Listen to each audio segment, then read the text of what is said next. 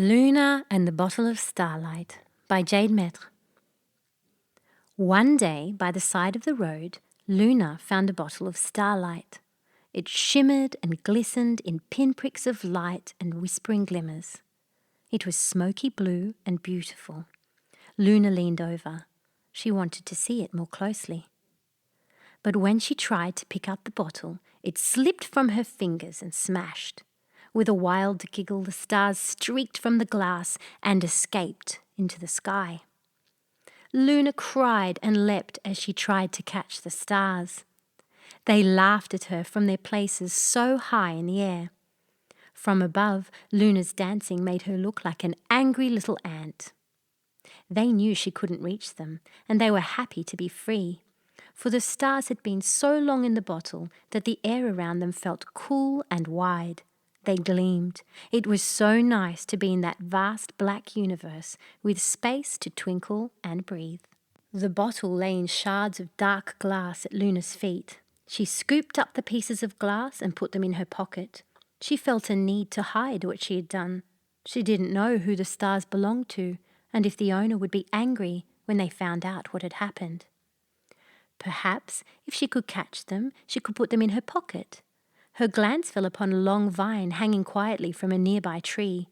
Being a thrifty elf, she found it no trouble to fashion a lasso and throw it high into the air.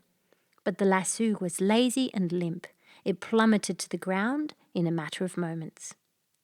Next, her eyes wandered to a baobab tree. Perhaps if she leapt and caught them in her fingers, she thought.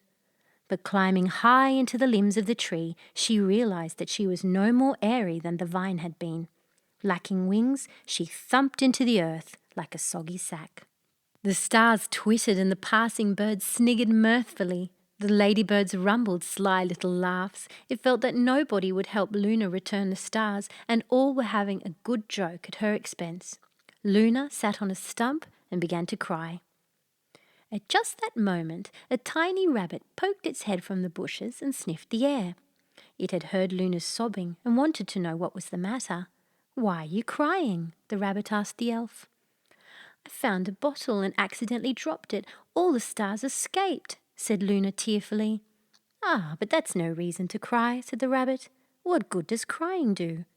"Perhaps if I cry enough, I will make a lake and float high enough to catch them," Luna sniffed. The little rabbit leaned back against a leaf. "It seems to me that there are just too many," he said. "Even if you could reach them, there's just some things you can't do. You can't collect all the grains of sand on a beach. You can't drink all the water in the sea.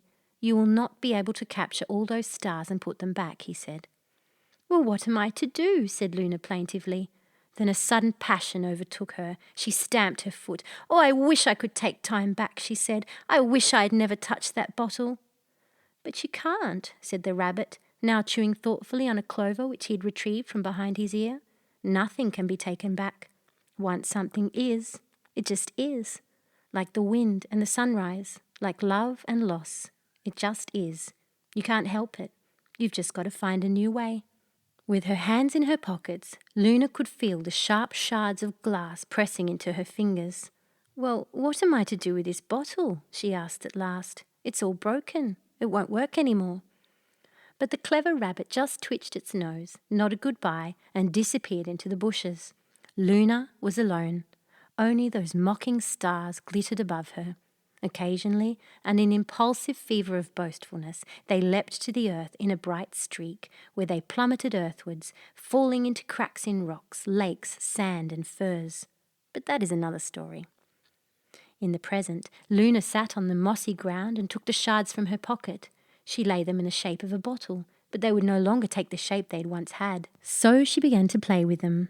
Soon she found they could make a skyscraper, a window, a puddle. When she fashioned them into the shape of a mirror, something magical happened. A high, pure note sounded from the glass. Then, from the bushes all around, a small army of snails emerged, their shells shining, and they weaved and slid all over the surface. Their slime was an enchanted kind that glued the pieces together. The bottle was a bottle, but now it was also a mirror a magical mirror, shining and perfect, with only small cracks to show that it had once been a bottle that held the stars. And when Luna picked it up to look at it, something marvelous happened. She suddenly saw all the stars reflected in it, but close enough that she could touch them. The mirror let her touch the stars. The stars giggled and spun, the heavens revolved. It happened high above, and it happened in the magical mirror held in Luna's hands. Something had broken, but something beautiful had happened. The stars were free, and the light was everywhere, and Luna held the reflection of the entire universe within her hands. The end.